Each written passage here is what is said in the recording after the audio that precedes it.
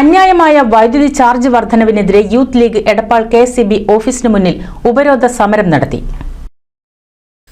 ജനങ്ങളെ കൊള്ളയടിക്കുന്ന ഇടതു സർക്കാരിന്റെ ജനദ്രോഹ നടപടിയുടെ ഭാഗമായിട്ടാണ് യൂണിറ്റിന് 6 പൈസ നിരക്കിൽ അന്യായമായി വൈദ്യുതി ചാർജ് വർദ്ധിപ്പിച്ചത് എന്നാരോപിച്ചാണ് മുസ്ലിം യൂത്ത് ലീഗ് വട്ടംകുളം പഞ്ചായത്ത് കമ്മിറ്റിയുടെ നേതൃത്വത്തിൽ എടപ്പാൾ KSEB ഓഫീസിന് മുന്നിൽ ഉപരോധ സമരം നടത്തിയത്.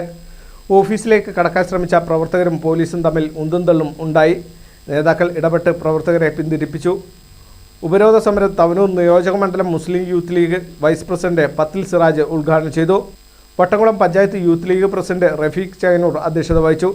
MSF സംസ്ഥാന കമ്മിറ്റി അംഗം AV നബീൽ മുഖ്യപ്രഭാഷണം നടത്തി.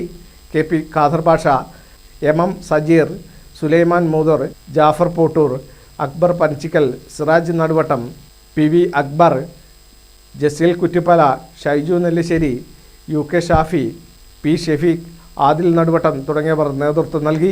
NCV news Edappal.